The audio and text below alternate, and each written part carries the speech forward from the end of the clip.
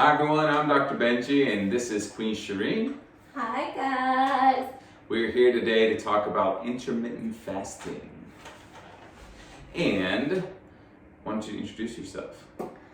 Hi guys, so I am Shireen, aka Queen Shireen, and I am a registered dietitian, a holistic healer, as well as a life coach. And you can find me under Shishi Nutrition and Wellness.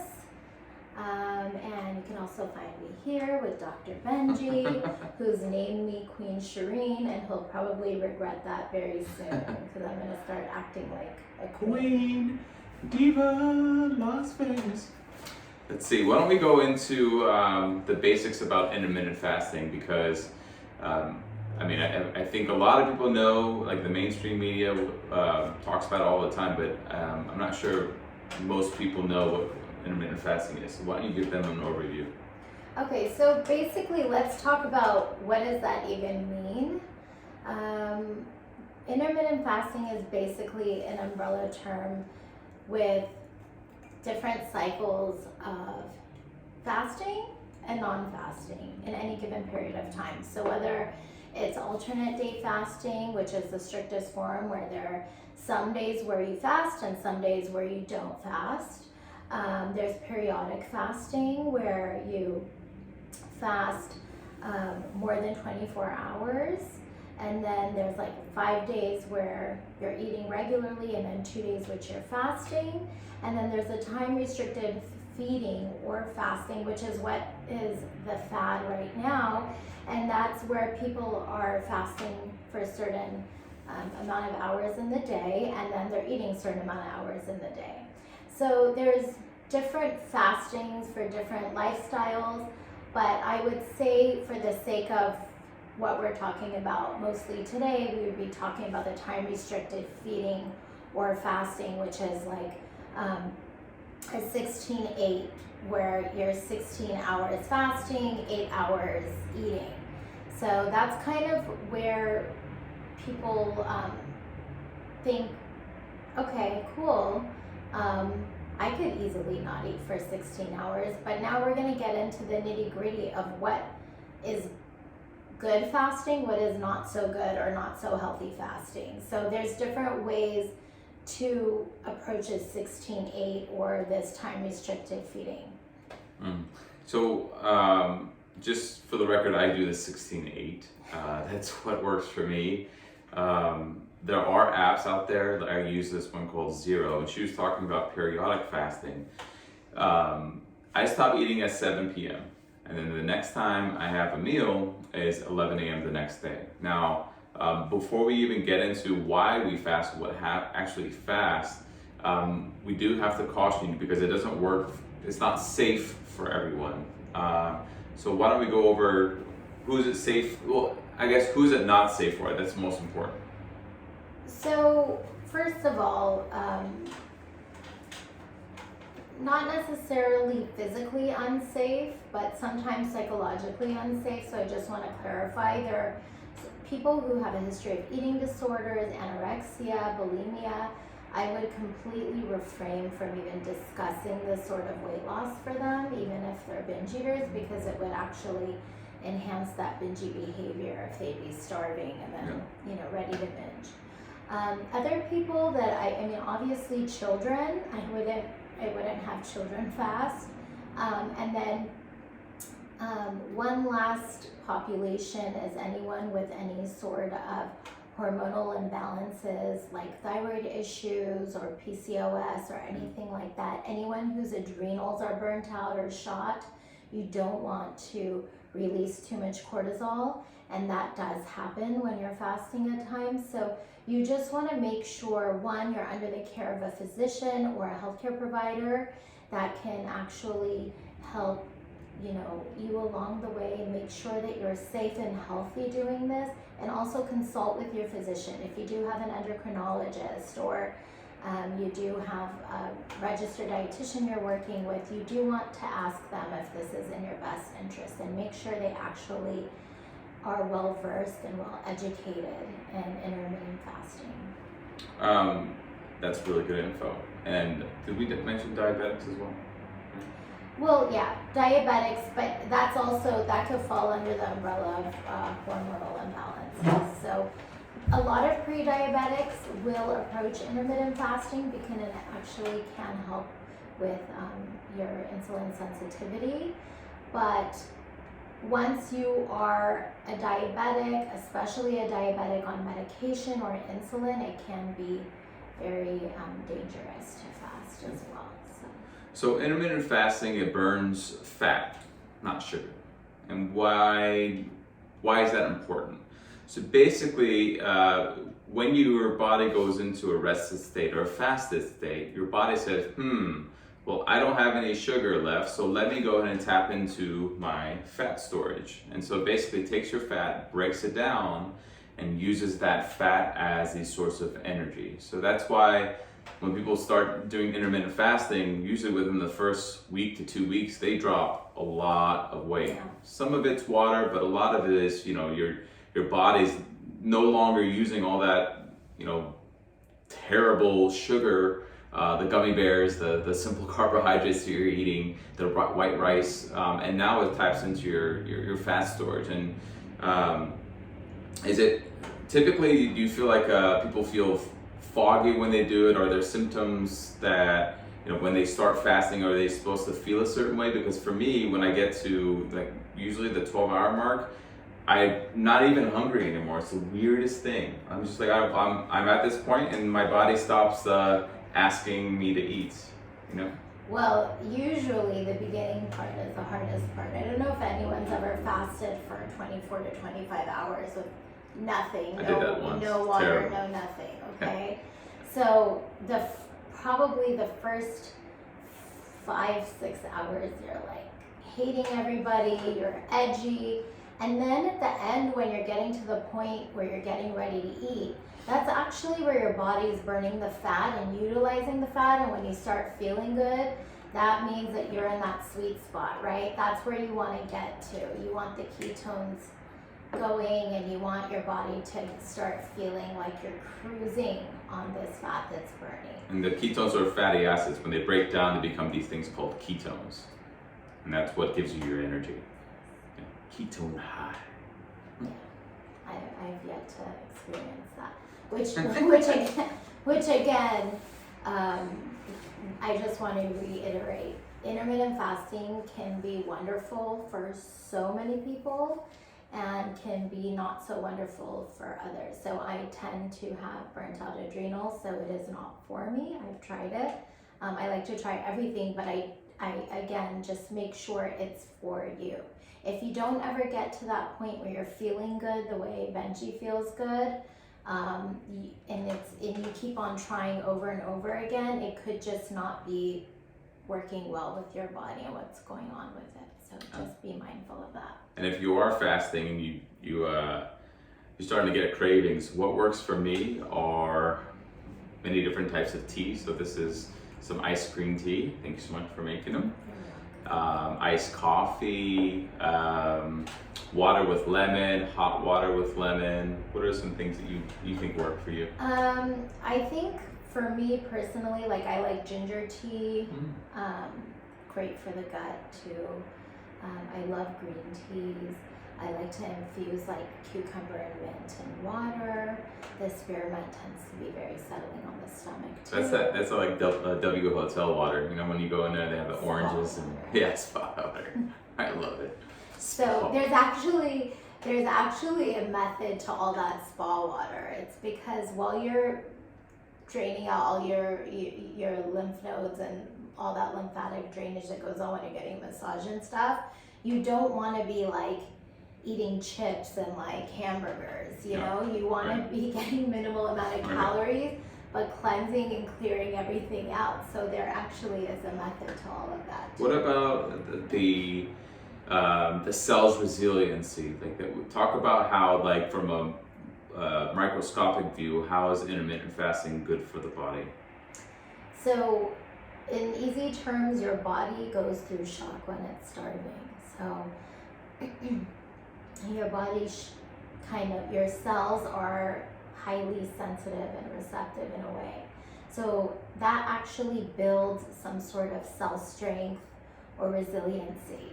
And that makes, for long term, starts building up your immune system and making your immune system stronger. So it's almost like lifting weights for your cells. When you put your cells through that torture or discomfort, it almost, makes them work harder and work better long term. And for the guys listening out there, intermittent fasting also has a hormonal effect, so it increases your HGH. And for us, I'm 37, and it's hard for me to lose weight as easy as it was, or it was much easier to lose weight in my college years.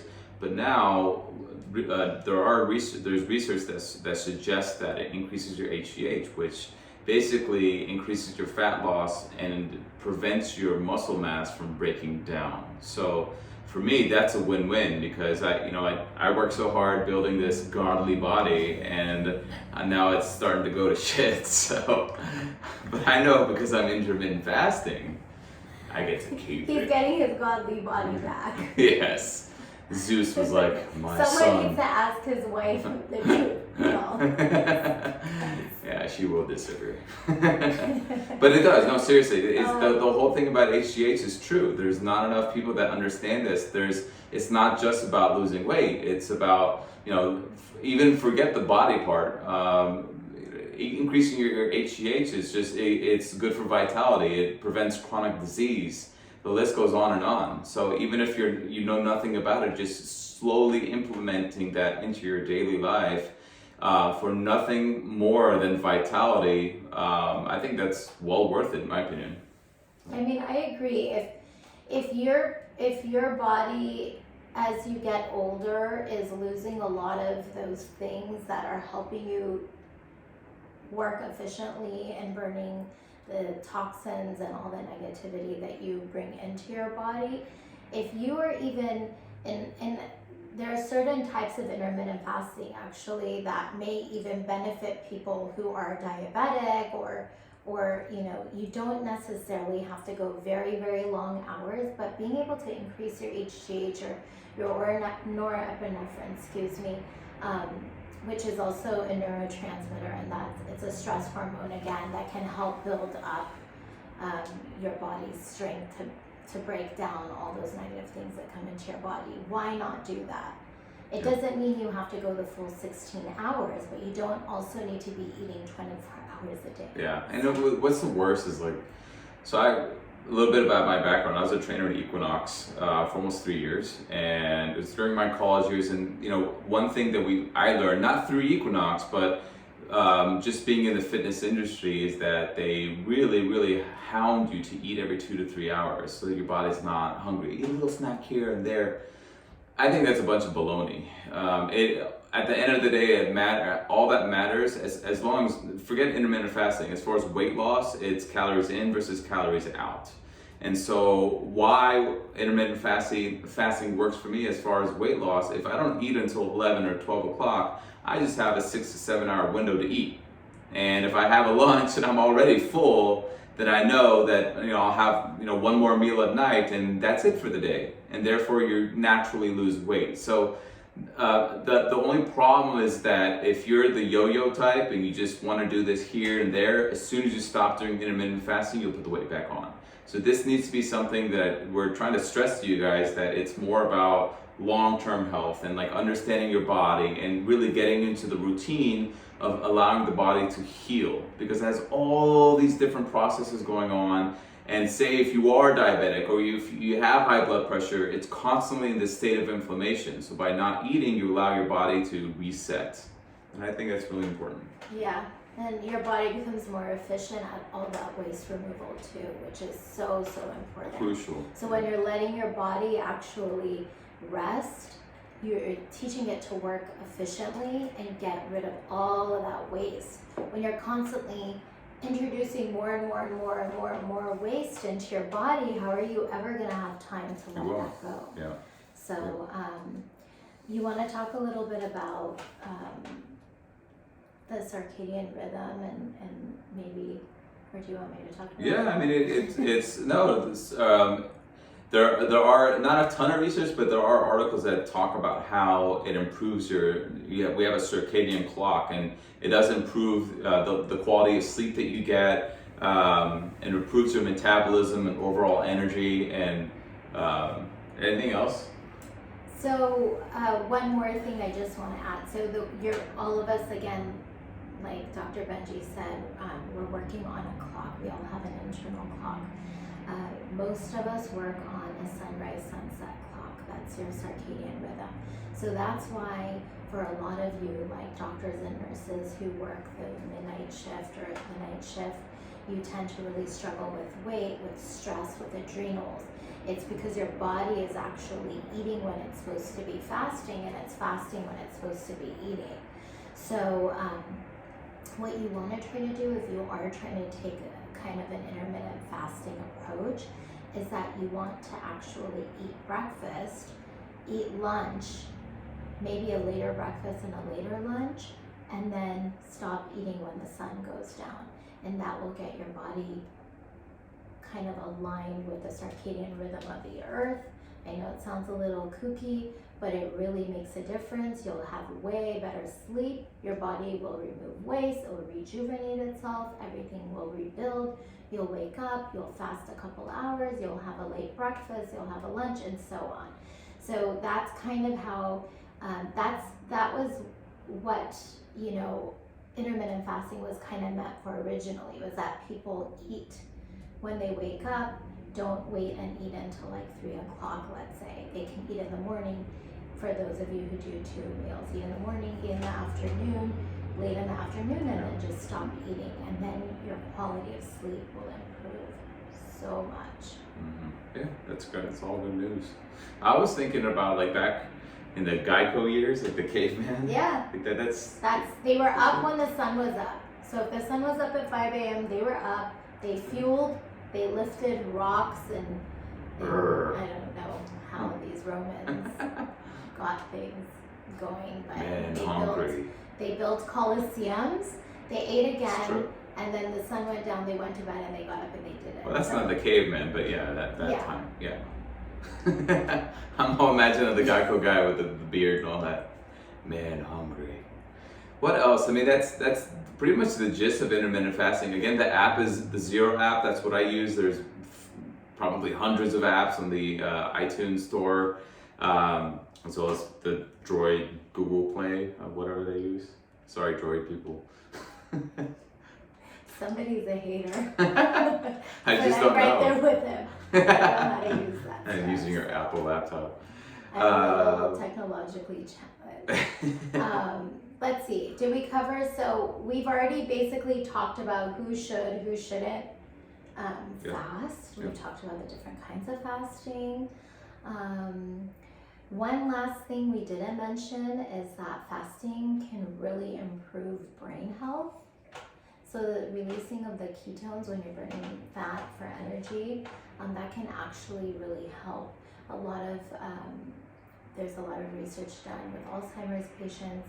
Yeah. It's not, none of this is set in stone, but it doesn't hurt to do a little more research. So if you want to look into brain health and intermittent fasting, there is a lot of research out there stating that intermittent fasting can actually help with people with seizure disorders, Alzheimer's, dementia, and things like that. And one last thing I'll mention, and for people who suffer from chronic pain, if you're listening or have loved ones or friends that may have chronic pain, you definitely need to send this video, especially listen to this part about it. People who have chronic pain, their body is in a constant state of inflammation. And again, I have to harp on that because people with diabetic neuropathy, their nerves are constantly in inflammation. People with diabetes, same thing. People, she was talking about Alzheimer's, now we're saying that's, diabetes type 3. And so if you can get the body to be able to reduce the inflammation in the body, that will be able to bring down the catecholamines or the stress hormones that will initially cause that chronic pain. So it's this vicious cycle. And so by doing intermittent fasting, you're basically giving the body the ability to combat chronic pain by reducing inflammation. And it's all, I mean, you're not taking anything, you're just not eating anything and allowing the body to do a hard reset. And that's what I always tell people. If they have chronic pain, they come to see me, I tell them, well, tell me about your diet. I'm like, what does that have to do with it? It has everything to do with it. You really have to take 100%. a back seat and just take a look at yourself. Even have a journal, write down everything that you're eating and how you're feeling at certain times in the day, and then implement everything that she talked about into your daily lifestyle. And don't think after 2 to 3 days you're going to be this different person. It's going to take time. Yep, it's going to be You know? really, really tough at the beginning too. So if you're planning on a miracle, I always tell people, give it at least 21 days for something to feel normal or Yeah. part of your lifestyle. There's a research article that talks about that. It's 21 days for the synapses in your brain to learn a new habit. And so if you try it for 2 to 3 days and then you mess up on the 4th, don't feel bad, don't hang your head.